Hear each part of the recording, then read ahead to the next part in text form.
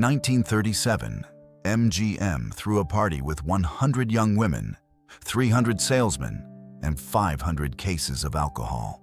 What happened that night and what the studio did to cover it up reveals how 8 men built an infrastructure of abuse that lasted for decades and still influences Hollywood today.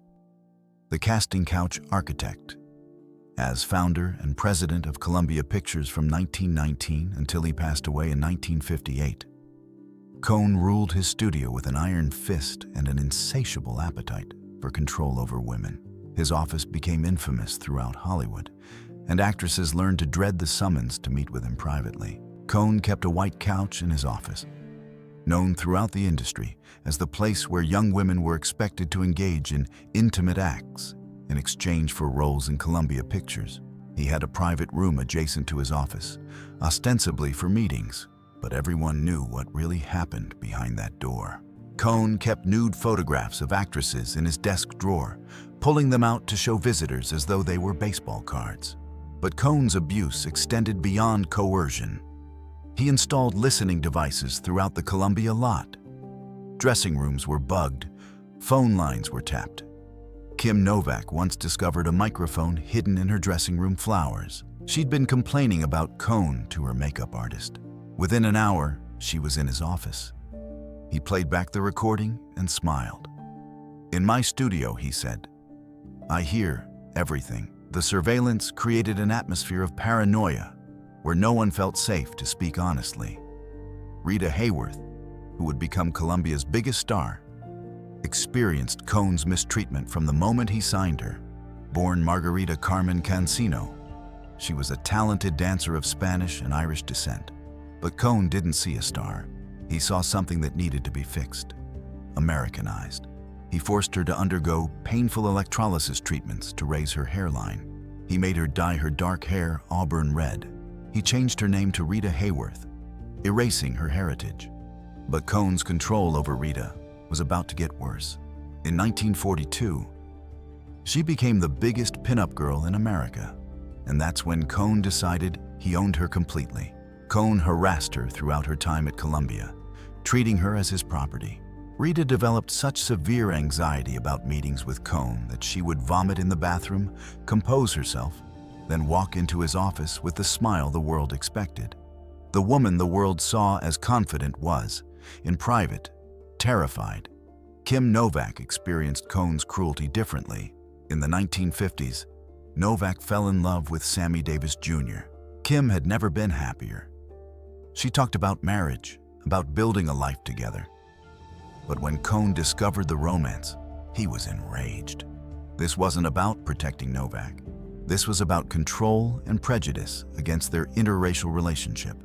According to multiple sources, including Smithsonian Magazine and Vanity Fair, Cohn used his connections to organized crime to threaten Davis.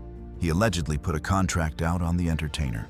Davis, understandably terrified, ended the relationship immediately and quickly married a black woman to prove the affair was over. Kim was devastated. She'd lost the love of her life because a studio executive deemed their happiness inconvenient. Novak fell into a deep depression that lasted for years. She would later say she never loved anyone the way she loved Sammy, and Cohn had stolen that from her. Marilyn Monroe, before she became a major star, worked briefly at Columbia. In her memoir, My Story, she wrote about her experiences with Hollywood executives, stating, "I met them all. Some were vicious and crooked." Colleagues confirmed that Cohn had propositioned her, adding her to the long list of women who experienced his predatory behavior. When Cohn passed away in 1958, his funeral was packed with industry figures. Comedian Red Skelton, observing the large turnout, delivered a line that became famous. "It proves what Harry always said. Give the public what they want and they'll come out for it." The quip was both tribute and subtle acknowledgement that few actually mourned him. They attended to make sure he was truly gone.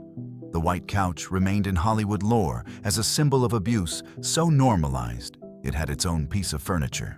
Harry Cohn had used people without conscience, but he couldn't have done it alone. Because behind every predator in a powerful position stood two men whose job was to make sure no one ever faced consequences. The names Eddie Mannix and Howard Strickling meant nothing to the public, but to anyone who threatened MGM. They meant the end of everything. Eddie Mannix and Howard Strickling's cover-up machine, but Cohn's white couch was just the visible tip. Behind the scenes, two men were covering up crimes that would shock even modern investigators. Stay with me, because the Patricia Douglas story will change how you see Hollywood forever. Eddie Mannix came to Hollywood from New Jersey, where he'd worked construction and developed connections to organized crime. The Schenck brothers, powerful film executives, recognized that Mannix possessed a unique skill set. He didn't ask questions. He didn't have moral reservations. And most importantly, he knew how to make problems disappear permanently. By the 1930s, Mannix had become MGM's general manager. But that title was merely a facade. His real job was to handle problems that threatened the studio's carefully crafted image. And he approached this work with the cold efficiency of a mob enforcer. Howard Strickling was Mannix's partner in this enterprise. Though he came from a completely different world, Strickling had been a journalist before joining MGM's publicity department in 1919, and he understood exactly how the press worked. He knew what stories editors wanted, what scandals could be spun into publicity gold, and most crucially, what information needed to be buried so deep it would never see daylight. Where Mannix used intimidation and connections, Strickling used charm and favors. Together, they formed the most powerful and feared crisis management team in Hollywood history. Their operation was breathtakingly sophisticated.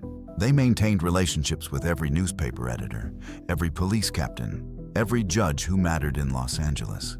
They knew which reporters could be bought, which photographers would trade sensitive negatives for exclusive access to stars, which ambulance drivers would call them first before taking an injured star to a hospital.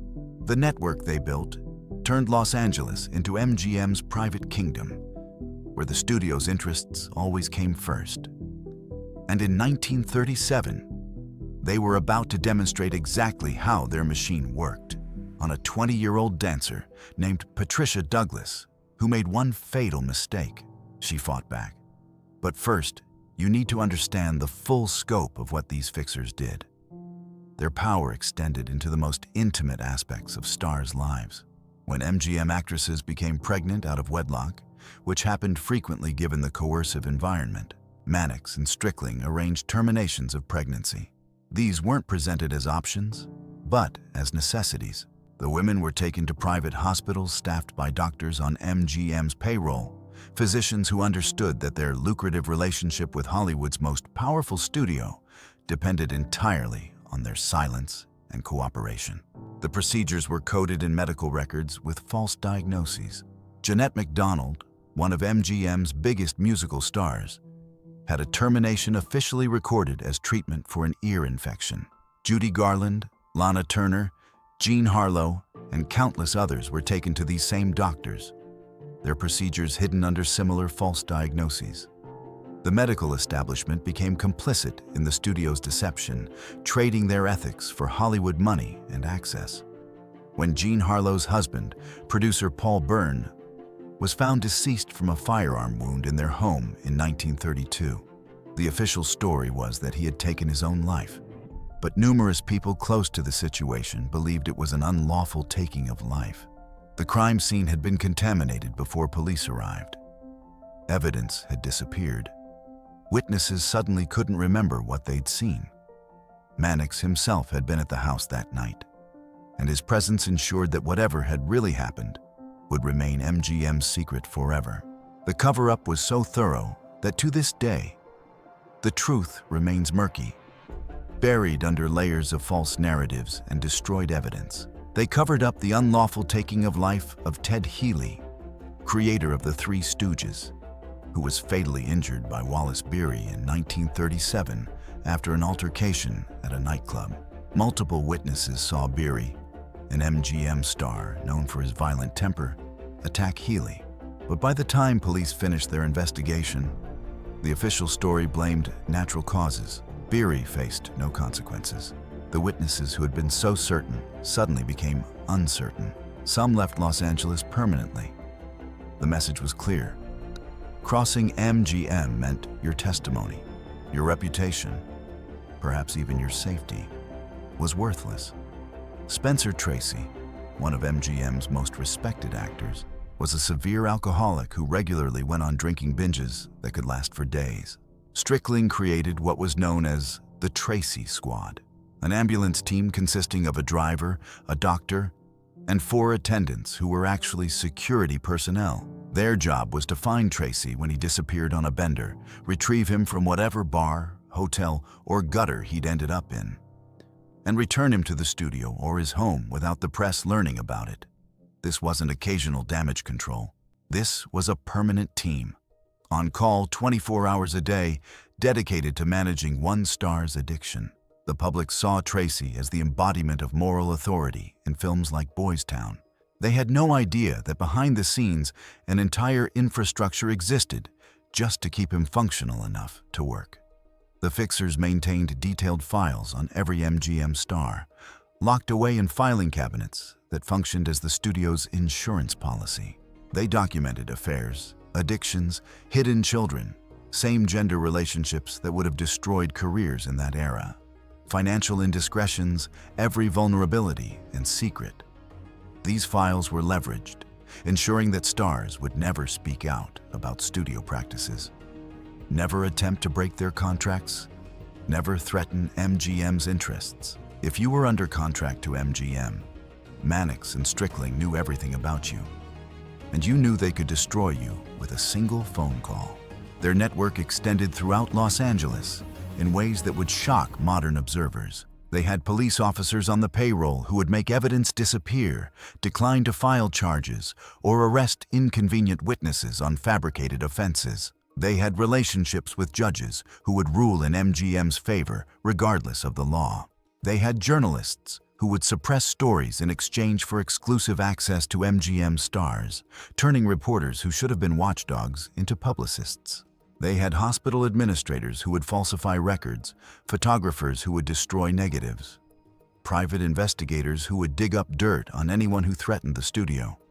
The entire apparatus existed to protect MGM and the powerful men who ran it. Years later, when asked what had happened to Patricia Douglas, the young woman who had tried to hold MGM accountable, Mannix allegedly responded with chilling casualness. "We had her ended." He likely meant metaphorically that they had destroyed her reputation and career, but the callousness of the statement revealed the truth about how Mannix viewed his work. People were obstacles to be removed, problems to be solved, and the human cost was irrelevant.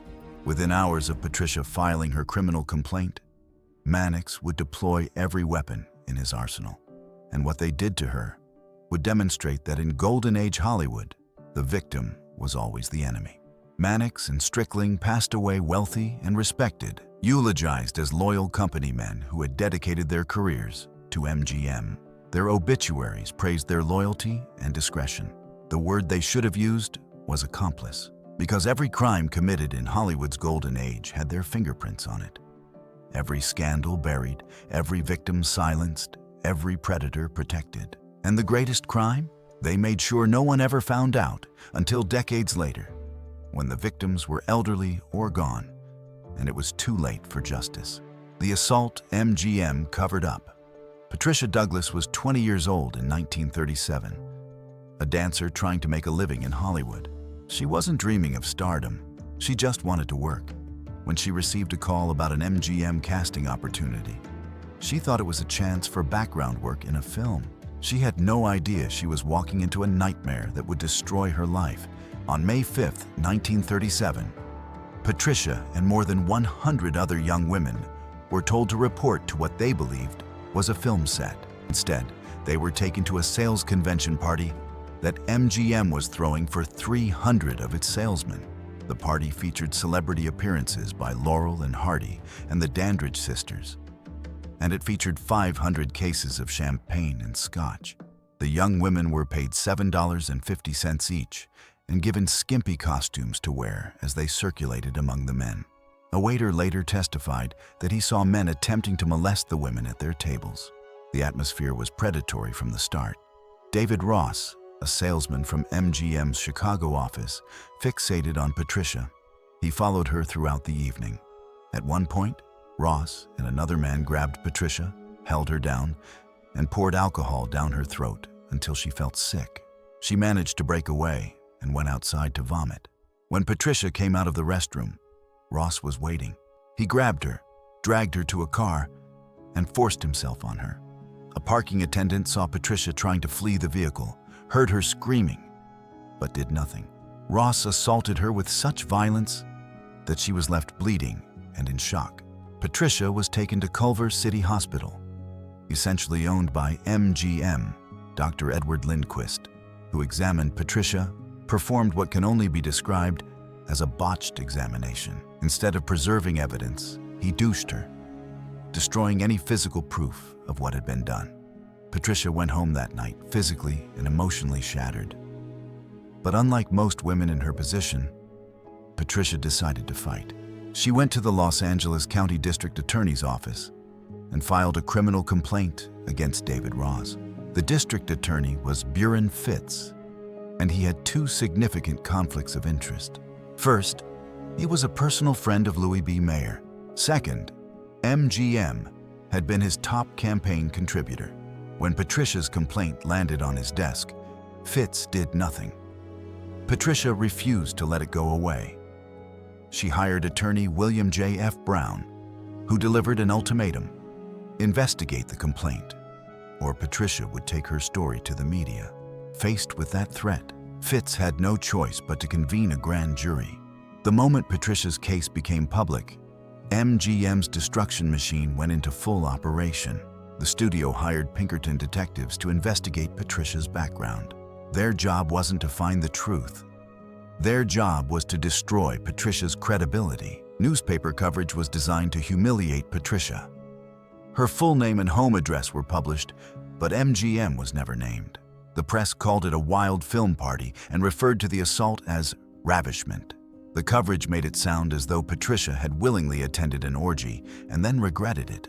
The Pinkerton detectives spread rumors that Patricia was promiscuous, that she had transmitted diseases, that she was a woman of low moral character. None of this was true, but truth was irrelevant. The goal was to make Patricia so toxic that no one would believe her. At the grand jury hearing, the deck was stacked against Patricia. David Ross was represented by MGM's high-powered attorneys. Ross's lawyer pointed at Patricia and asked, "Look at her. Who would want her?" The implication was clear. Patricia wasn't attractive enough to be assaulted. Therefore, she must be lying. The parking attendant who had seen Patricia screaming committed perjury. MGM had offered him any job he wanted at the studio in exchange for his testimony. He took the deal and lied under oath, claiming he had seen nothing. He spent the rest of his career as a driver for MGM. With the physical evidence destroyed and the key witness lying, the grand jury refused to indict David Ross. Patricia's criminal case was over, but she still had one option: a civil lawsuit. Patricia filed a federal civil suit against MGM executives, seeking $500,000 in damages for their unlawful conspiracy to defile, debauch, and seduce young women for the immoral gratification of male guests. The lawsuit was explosive, directly accusing MGM of organizing a procurement of services operation. MGM's lawyers used every legal tactic available to delay the case. And then something curious happened. Patricia's lawyer, Brown, failed to appear in court, not once, but 3 times consecutively. After the third failure to appear, the judge had no choice but to dismiss the case. What had happened to Brown? He was running for district attorney against Buren Fitz. It's believed that Brown made a calculated decision. Pursuing Patricia's case might give Fitz ammunition. Brown chose his political career over Patricia's justice. He didn't even tell her he was abandoning the case. This is the moment where most people stop believing this story could be true. But every detail is documented in court records. Patricia was left with nothing. She had been publicly branded as a liar. She was blacklisted in Hollywood, unable to find work. The assault had destroyed her emotionally, and the legal battle had destroyed her financially and professionally. She left Hollywood and lived in obscurity for more than 60 years. She married 3 times, each marriage ending in divorce. Patricia never slept through the night again. For 66 years, she would wake up screaming.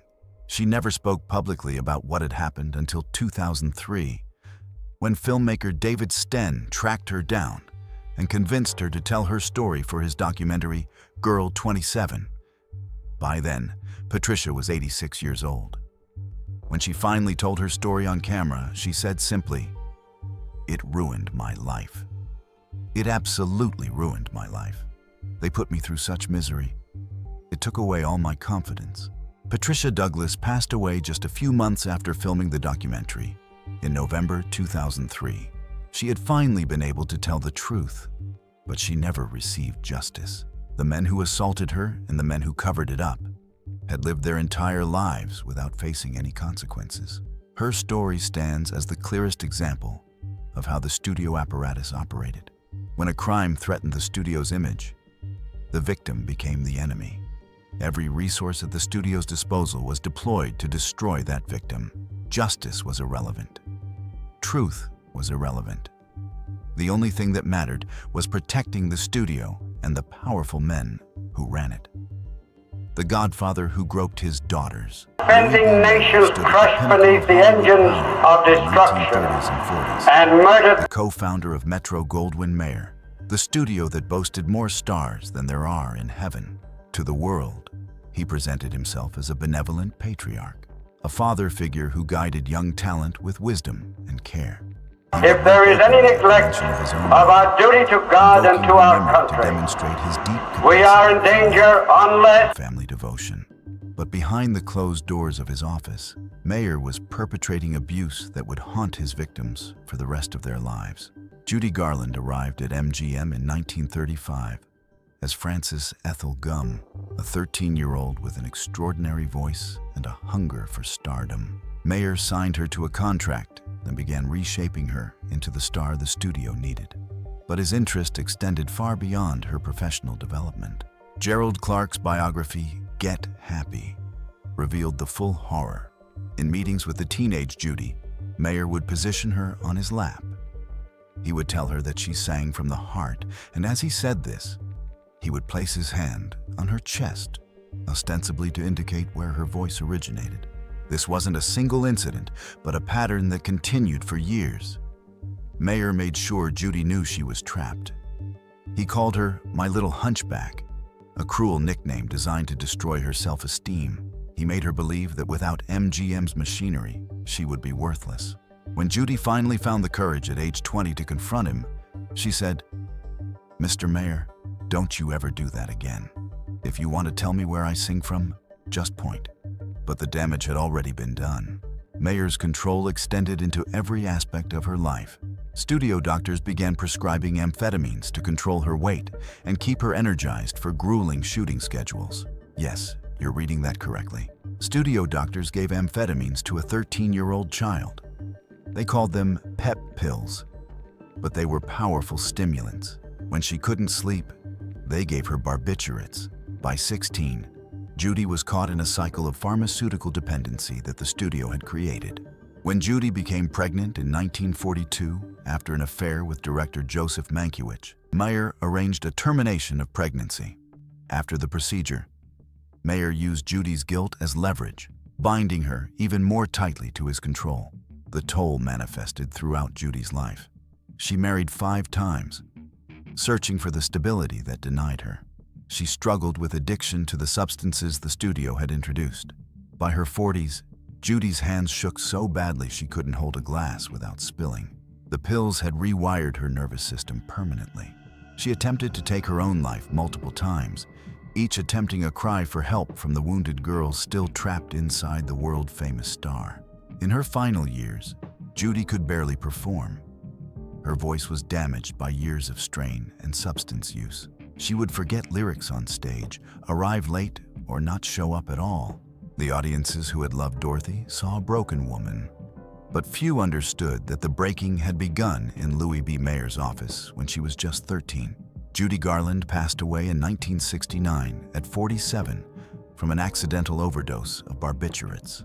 Years later, a studio executive admitted that Mayer had done this to dozens of young actresses. Judy wasn't his only victim. She was just the most famous one. By 1957, Mayer was gone, eulogized as one of Hollywood's greatest moguls. But there was someone who made Mayer look restrained. Harry Cohn didn't pretend to be a father figure. He was Hollywood's brutal pimp, and he didn't even bother to hide it. The 4 o'clock girls. If you think what happened to Patricia was the worst of it, you're wrong. At 20th Century Fox, abuse was so routine, it had a scheduled time slot. Daryl Zanuck had co-founded 20th Century Pictures in 1933 and merged it with Fox Film Corporation in 1935, becoming one of the most powerful studio heads in Hollywood. He produced acclaimed films including The Grapes of Wrath and Gentleman's Agreement. The irony of Zanuck producing socially conscious films while engaging in routine predatory behavior apparently never troubled him. Every afternoon at 4 o'clock, Zanuck was in conference. Everyone at Fox knew what that meant. Everyone in Hollywood knew. Between 4 and 4:30 every day, Daryl Zanuck was unavailable, meeting privately in his office with aspiring actresses. While MGM was covering up Patricia Douglas's assault, Zanuck was running his own operation, and he didn't even pretend to hide it. The 4 o'clock girls, as they became known, were young women hoping for a break in pictures. They would receive a call from Zanuck's office. When they arrived, they would often find Zanuck partially undressed, wearing clothes only on his upper body. He made no attempt to hide what these meetings were really about. W.R. Wilkerson III, whose father founded The Hollywood Reporter, wrote in his book Hollywood Godfather that his father knew all about Zanuck's 4 o'clock auditions. The industry's most powerful journalists knew what was happening, and they wrote nothing. The press protected the studios because studios controlled access to stars. Zanuck sometimes displayed what one biographer called a life-size mold of his private parts cast in solid gold. He would show this to women and ask, "Impressive, huh?" It was a power play, demonstrating his arrogance and confidence that no consequences would ever touch him. But one woman did fight back. Joan Crawford was already a major star when Zanuck proposed to her. According to those close to her, when Zanuck made his move, Crawford looked him dead in the eye and said, "I've seen bigger things crawl out of cabbages." Then she walked out. Zanuck was furious. He tried to blacklist her. But Crawford was too big, too established. She'd waited until she had power before she fought back, and she won. But for every Crawford, there were dozens of women who never got powerful enough to say no. Bella Darby was one of Zanuck's most public obsessions. He met her in a European casino in the early 1950s when she was in her 20s, and Zanuck was in his 50s. She was beautiful and troubled. He named her Darby, a combination of his first name Daryl and his wife Virginia's name, effectively marking her as his possession. He left his wife and family to live openly with Darby in Europe. Zanuck promoted Darby's career despite her limited talent. He cast her in films and demanded Fox publicize her as a major star. When audiences and critics rejected her performances, Zanuck's interest waned. He moved on to other women, leaving Darby emotionally and professionally destroyed. Her later life was marked by financial problems and severe depression. She'd been renamed, reshaped, and then discarded. In 1971, Bella Darby took her own life by asphyxiation. She was 48 years old. The woman Zanuck had renamed had never found a way to reclaim her own identity. Joan Collins has spoken about her experiences with studio executives in the 1950s. She claimed that she lost the lead role in Cleopatra because a studio executive made it clear that intimate relations was the price. Collins refused, and Elizabeth Taylor got the role instead. Collins's willingness to speak about this was unusual. Most actresses remained silent, knowing that being labeled difficult would end their careers. Zanuck's wife, Virginia Fox, endured public humiliation as her husband paraded his mistresses through European society. When he finally returned to Hollywood, their marriage was maintained only for appearances. Virginia stayed with him until he passed away in 1979. but friends said she never forgave the humiliation. The man who made films about social justice saw no contradiction in his own behavior. To Zanuck, actresses weren't people with their own agency and dignity. They were opportunities, available for his enjoyment at 4 o'clock every afternoon, and the apparatus he was part of ensured those women had no power to refuse without destroying their own dream. The man who owned human beings. Jack Warner built Warner Brothers into a major studio through different methods than Mayer or Cohn or Zanuck, though he was no less ruthless. Zanuck institutionalized abuse through scheduling, but at Warner Brothers, Jack Warner had perfected something even more sinister: legal enslavement. While Zanuck controlled women through intimidation, Warner controlled everyone through contracts that even judges would later call peonage. And the stars who tried to escape? Warner made sure they were punished publicly. Warner Brothers contracts in the 1930s and 40s were 7-year terms, but they had a clause that gave Warner Brothers, not the actor, the option to renew. If the studio wanted to keep you, they could extend the contract. If they didn't, they could drop you. The actor had no say. But the truly insidious part was the suspension clause. If an actor refused a role for any reason, the studio could suspend them without pay. And here was the trap. The time spent on suspension was added to the end of the contract. If you were suspended for 6 months, your 7-year contract became a 7.5-year contract. Jack Warner used this clause as a weapon, and he took particular pleasure in wielding it against actors who dared to challenge him. Bette Davis was one of the most talented actresses of her generation, but in 1936, after 5 years at Warner Brothers, she was exhausted and frustrated. The studio kept casting her in mediocre films, refusing to loan her out for better projects. Davis felt her career was being deliberately sabotaged. In an act of remarkable courage, Davis fled to England and signed a deal to make films there, believing that if she was out of the country, Warner couldn't enforce his contract. She was wrong. Warner sued her in British court, and the case became a sensation. Warner's attorney painted Davis as spoiled and ungrateful. The British press turned against Davis. The British judge ruled in Warner's favor. Davis returned to Hollywood bankrupt from legal fees, humiliated, and with no income. Warner then demonstrated exactly the kind of man he was. Instead of welcoming her back, he punished her with a series of inferior films.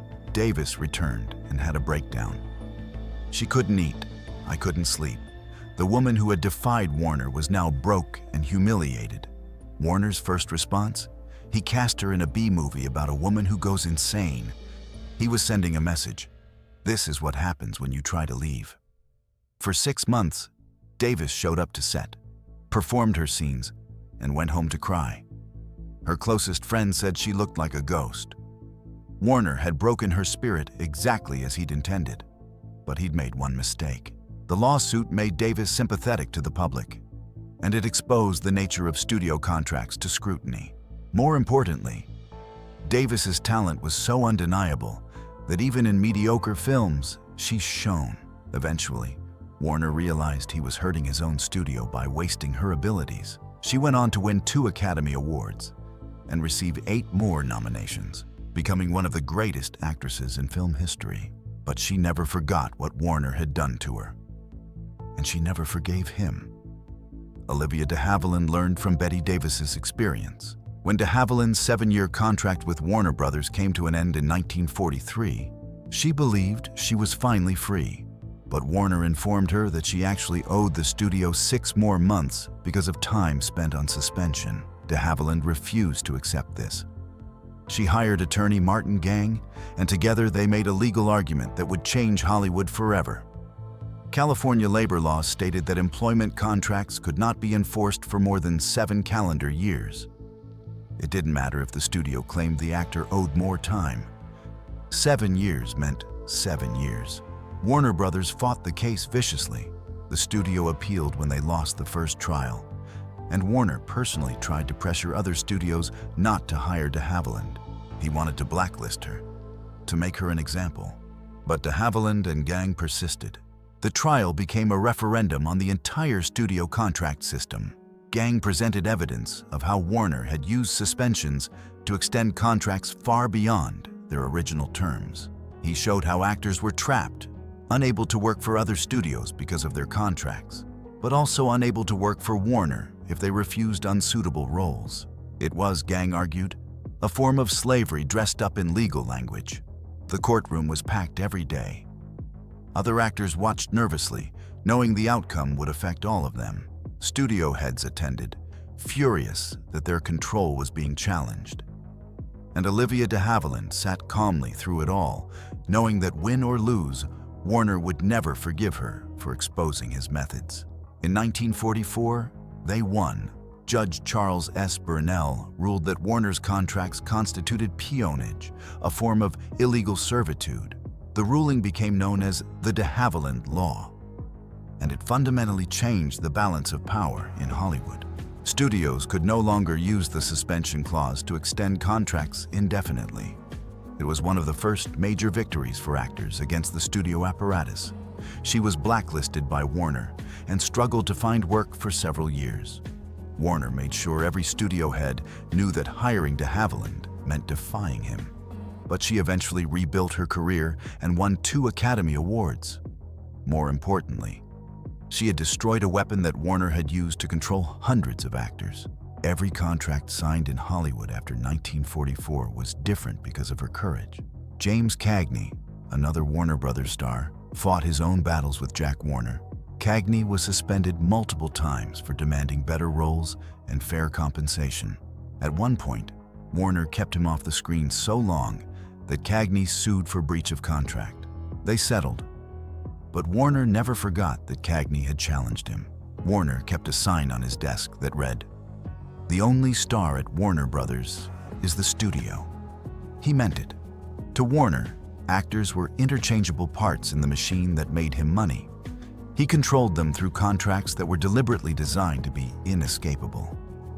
And he used the courts to enforce that control. The infrastructure that Jack Warner helped build treated actors as property. The contracts they signed gave studios ownership of their images, their names, and their careers. And when stars tried to escape, Warner made sure they were punished as publicly and painfully as possible, as a warning to anyone else who might consider rebellion. But Jack Warner made one fatal mistake. He underestimated Olivia de Havilland. And when she took him to court, she didn't just win, she destroyed the entire apparatus he'd built. The de Havilland Law would become Warner's legacy. If you're enjoying this journey through Hollywood's hidden history and want to discover more untold stories from the Golden Age, please consider subscribing to our channel. There's so much more to uncover about the real people behind the silver screen legends. The obsessive who owned Jennifer Jones. Jack Warner enslaved actors with contracts. But there was one type of control even more insidious, the kind that masqueraded as love. David O. Selznick didn't just want to own Jennifer Jones's career. He wanted to own her identity, her thoughts, her entire existence. And unlike Warner's victims who knew they were in prison, Jennifer Jones believed her captor truly loved her. David O. Selznick produced 2 of the most successful films in Hollywood history, Gone with the Wind and Rebecca, both Best Picture Academy Award winners. He was celebrated as an independent producer with impeccable taste. But behind this prestigious reputation, Selznick was engaged in a form of controlling behavior so obsessive that it consumed the life of the woman he claimed to love. In 1941, Selznick held an audition in New York for a play called Claudia. A 22-year-old actress named Phyllis Isley attended and believed she had failed miserably. She fled the office in tears, but Selznick had been listening from another room, and something about her performance intrigued him. He had his secretary call her back and offered her a 7-year contract. Phyllis Isley was married to actor Robert Walker, and they had 2 young sons. She was not particularly ambitious. Selznick didn't care. He saw a young woman he could shape, mold, and control completely. He changed her name to Jennifer Jones, the first of many transformations he would impose on her. Selznick became obsessed with getting Jones the lead role in The Song of Bernadette, a film being made at 20th Century Fox. 300 actresses had been tested for the part. Selznick's brother-in-law, Bill Gertz, was overseeing casting, and Selznick launched what he later called a systematic campaign to wear Gertz down. He called, wrote letters, sent telegrams, and refused to accept no for an answer. Eventually, Gertz gave in. Jennifer Jones got the role, but Selznick had a problem. Jennifer Jones was playing a virginal teenager, but Phyllis Isley was a married mother of 2. Selznick ordered Jones to keep her husband and children hidden from the public. Jennifer had 2 sons from her first marriage. Selznick barely acknowledged them. But when Jennifer gave birth to Selznick's daughter Mary Jennifer in 1954, he obsessed over the child just as he obsessed over Jennifer. The little girl would grow up watching her father control her mother's every move and learning that this was what love looked like. Selznick's control extended to every aspect of Jones's life and career. When she was filming The Song of Bernadette, he banned her from watching the dailies. Jones had expressed anxiety about how she looked on screen, and Selznick decided she simply wouldn't be allowed to see herself. He knew better than she did what she needed. When The Song of Bernadette premiered, Selznick banned Jones from attending. He didn't want the audience to see the real actress. He wanted them to see only Bernadette and believe that this pure, spiritual girl was who Jennifer Jones really was. The level of control was so extreme that Jones couldn't even celebrate her own success at her own premiere. Selznick and Jones began an affair while both were still married to other people. When Jones was nominated for Best Actress at the Academy Awards in 1944, she was in an impossible situation. She was married to Robert Walker, but in love with David Selznick. Selznick was married to Irene Mayer, daughter of Louis B. Mayer. Both marriages were falling apart. On the night of the Academy Awards, which happened to be Jones's 25th birthday, Selznick told her that he hoped she didn't win. He said he was rooting for Ingrid Bergman, who was also his contract star and also nominated. Jones was devastated. The man who was her mentor, her lover, and the person who controlled her career was publicly stating that he wanted her to lose. Jones won the Oscar anyway. She beat Bergman, and the next day, she told Robert Walker that their marriage was over. She chose Selznick, even though he had humiliated her. Selznick's next act of psychological abuse was particularly cruel. He cast Jones and her estranged husband Walker as love interests in his film Since You Went Away.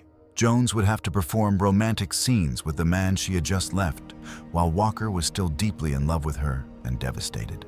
According to Walker, Selznick demanded retake after retake of the love scenes, forcing both actors to relive their relationship's collapse over and over again for the camera. Walker would later say Jennifer was crying between takes. Selznick never stopped filming. Selznick finally divorced Irene Mayer and married Jennifer Jones in 1949. But marriage didn't end his obsessive control. Throughout the 1950s, Selznick chose every role Jones played, and he only cast her in films where he could maintain complete control over production. He produced movies specifically as vehicles for her, movies that often failed critically and commercially because Selznick's obsession blinded him to whether the projects were actually good. His final film was A Farewell to Arms in 1957, starring Jones and Rock Hudson. It was a critical disaster, and it effectively ended both Selznick's career and Jones's. Selznick had spent so many years controlling Jones that he had forgotten how to let her simply act. After Selznick passed away in 1965, Jones was unmoored. She had spent 24 years under his complete control. She didn't know who she was without him. She had severe mental health struggles throughout her life, and after Selznick was gone, they intensified. Jennifer's hands were so cold that co-stars complained about touching her. She was always freezing, a physical manifestation of living under Selznick's control. In 1976, Jones's daughter, Mary Jennifer Selznick, aged 22, jumped from a building in Los Angeles and was no longer living.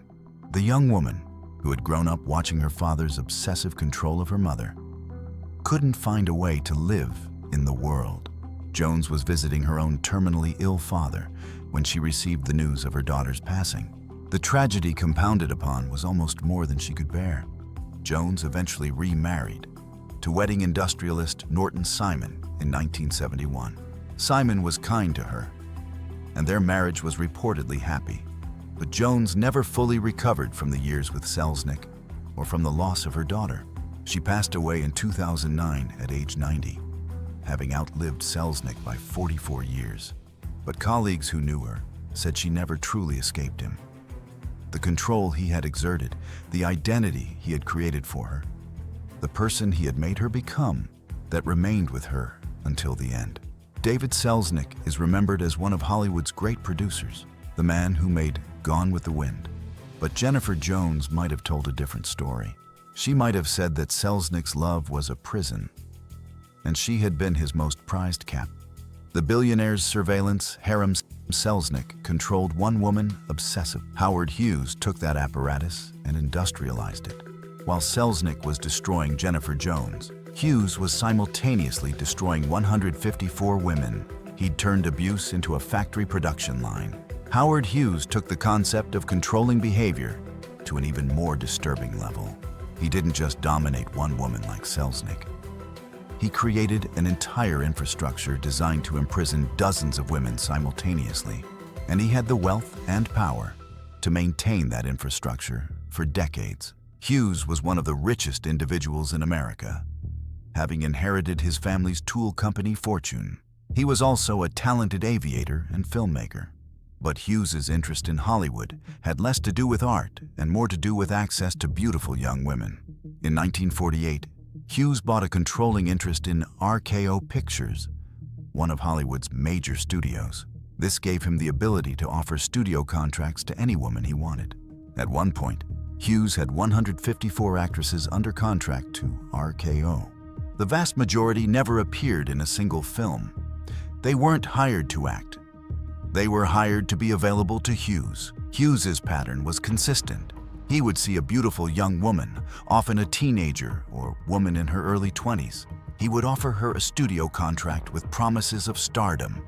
He would pursue her romantically, often proposing marriage within weeks or months of meeting her. Then he would install her in an apartment or house that he controlled, surrounded by his employees, and he would move on to the next woman, leaving the previous one trapped. The women lived under constant surveillance. Hughes employed a team of Mormon aides, drivers, and security personnel. These men monitored the women's every move. Their phones were tapped. Their apartments were bugged. If they tried to go on a date with another man, Hughes would find out and intervene, sometimes violently. Faith Domergue was 15 or 16 years old when Hughes met her at an industry party on Memorial Day weekend in 1941. He was 36, just a year younger than her father. Hughes was immediately obsessed. He singled her out and insisted on driving her home. Within 3 months, Hughes proposed marriage, saying to the teenage girl, "You are the child I should have had." The statement was disturbing. He was proposing a romantic relationship while simultaneously expressing a paternal desire.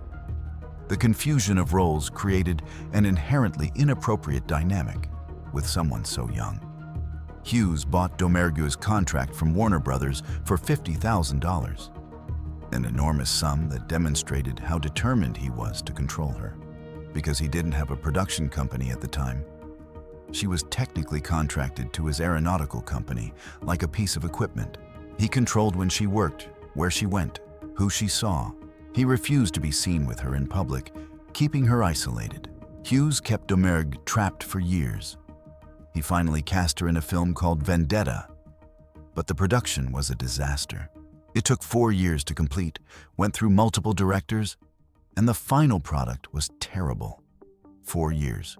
Faith Domergue spent 4 years, from ages 19 to 23, the prime years for building a Hollywood career, waiting in an apartment for Hughes to decide what to do with her. She couldn't work for other studios because of her contract. She couldn't leave Los Angeles because Hughes's men were watching her. By the time Vendetta was released in 1950, Domergue's career was essentially over. According to analysis by domestic mistreatment researchers examining Domergue's case, Hughes's behavior demonstrated classic patterns of controlling behavior, including love bombing, isolation, surveillance, and control. Jean Peters met Hughes in 1946, and he pursued her obsessively for years. They finally married in 1957, but the marriage was a sham. They never lived together. They communicated only by telephone. Peters later revealed that Hughes had married her primarily to avoid being declared legally insane. He needed a wife to present an image of normalcy while his mental health deteriorated. Peters endured this bizarre non-marriage for 13 years before divorcing him in 1970.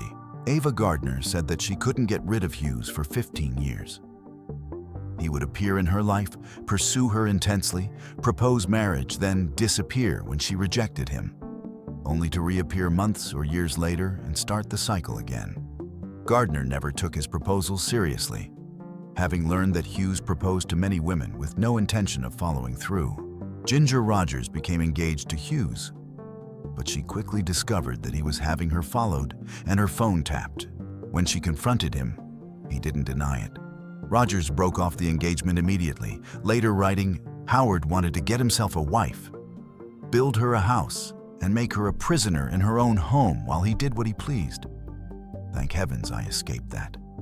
The 154 women under contract to Hughes represented 154 stolen careers, 154 women who spent months or years of their lives waiting for opportunities that never came, unable to work for other studios, trapped by a man who valued possession over all else. By the time their contracts expired, their prime years for building Hollywood careers were gone. Hughes eventually sold RKO in 1955, and many blamed him for destroying what had once been a prestigious studio. But the more profound destruction was what he had done to the women whose lives he had controlled and then discarded. Some managed to rebuild their careers, many didn't. All of them carried the trauma of having been treated not as artists or even as human beings, but as collectibles in a rich man's private gallery. Which of these revelations has surprised you the most? And what other topics from Golden Age Hollywood would you like us to explore in future videos? Share your thoughts in the comments below. These 8 individuals, Louis B. Mayer, Harry Cohn, Daryl Zanuck, Jack Warner, David O. Selznick, Howard Hughes, Eddie Mannix, and Howard Strickling, didn't just harm people individually. They built an infrastructure that made mistreatment inevitable. And when Harvey Weinstein was finally exposed in 2017, people acted as though his behavior was unprecedented. But Weinstein didn't invent anything. He simply followed the blueprint that these men had created decades earlier. Consider the parallels. Weinstein used non-disclosure agreements to silence his victims. The studio apparatus used contracts and the threat of career destruction to achieve the same result. Weinstein had a network of attorneys and private investigators who would intimidate women who came forward. Mannix and Strickling pioneered that approach, using Pinkerton detectives and compliant journalists to destroy Patricia Douglas. Weinstein would lure women to hotel rooms under the pretense of business meetings. Zanuck scheduled his predatory behavior at 4 o'clock every afternoon. The location changed, but the power dynamic was identical. Weinstein would blacklist actresses who refused him. Warner, Cohn, and Mayer did exactly the same thing. The scale of what these 8 men did actually exceeds Weinstein in many ways. Howard Hughes had 154 women under contract, most of whom he kept under surveillance and prevented from working. Weinstein stands accused of harming more than 80 women over 3 decades. Hughes's operation, which lasted from the 1940s through the 1950s, affected nearly twice as many victims. The institutional power these men wielded was also greater. They didn't just run individual production companies. They controlled entire studios that dominated the industry. Mayer ran MGM, Warner ran Warner Brothers, Cohn ran Columbia, Zanuck ran 20th Century Fox. They collectively controlled most of film production in America, and they used that power to harm people with complete impunity. But here's what made these 8 men truly worse than Weinstein. They built the apparatus that made abuse normal. They created the infrastructure of fixers, compliant press, corrupt officials, and legal tactics that would be used to protect powerful predators for generations. They established the precedent that talent or box office value was more important than treatment of others. They taught Hollywood that victims could be destroyed with no consequences. So when people ask if Hollywood has changed, the answer is, the methods evolved, but the power structure hasn't, and they passed away as respected figures. Louis B. Mayer was eulogized as one of Hollywood's founding fathers. Jack Warner received industry honors. Daryl Zanuck's name remained on buildings. They were never prosecuted, never even seriously investigated. They lived wealthy, celebrated lives, and passed away in their beds, having faced no accountability for the lives they destroyed. Weinstein is in prison. His career is over. His reputation destroyed. The difference isn't that he was worse than Mayer, Cohn, Zanuck, Warner, Selznick, Hughes, Mannix, and Strickling. The difference is that the infrastructure that protected them finally cracked. What changed? Social media gave victims a platform that couldn't be controlled by studio publicists. The Me Too movement created safety in numbers. Legal reforms, many stemming from Olivia de Havilland's victory, had gradually shifted power away from studios, and cultural attitudes had evolved to the point where people were finally willing to believe victims and demand accountability. Picture Judy Garland at 13, excited about her first big Hollywood contract, believing the kindly man with tears in his eyes truly cared about her. Picture Patricia Douglas getting that call about an MGM casting opportunity, thinking her dreams were about to come true. Picture Faith Domergue at 15, flattered that the richest man in America noticed her.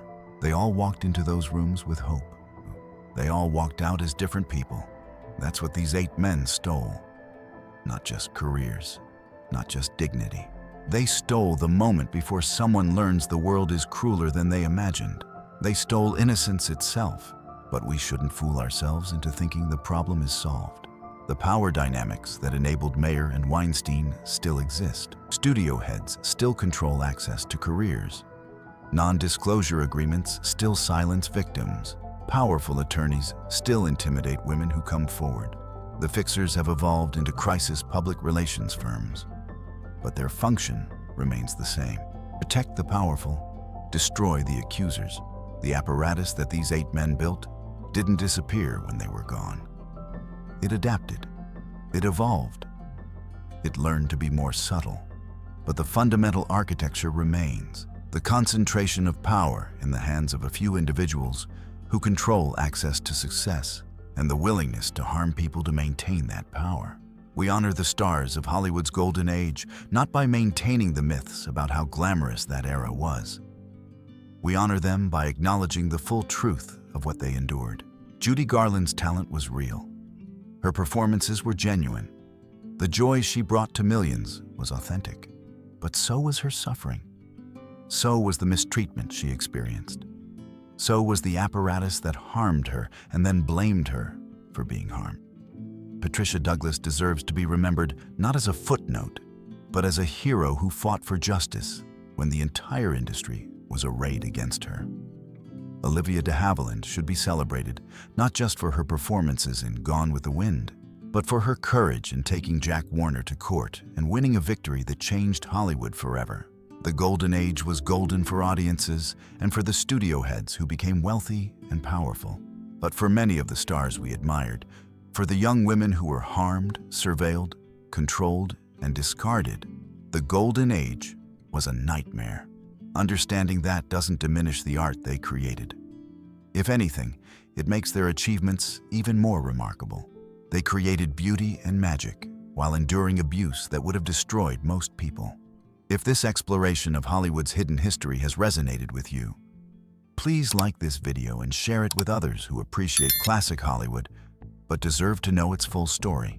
The truth is more important than the myth. The glamour was real. The artistry was real. The films remain masterpieces, but the mistreatment was also real. And remembering that is how we ensure that the infrastructure that enabled it never fully returns. We owe that much to Judy Garland, to Patricia Douglas, to Jennifer Jones, to Faith Domergue, to every woman who suffered so that we could enjoy the dreams that Hollywood manufactured. The stars of the Golden Age shine no less brightly for having been revealed as survivors of difficult circumstances. If anything, knowing the struggles behind the glamour makes their artistic achievements even more remarkable. They gave us magic while living through nightmares. That's not just talent. That's courage, resilience, and strength that deserves to be honored with the full truth, not comfortable myths. Thank you for joining us on this journey through the hidden history of Hollywood's golden age.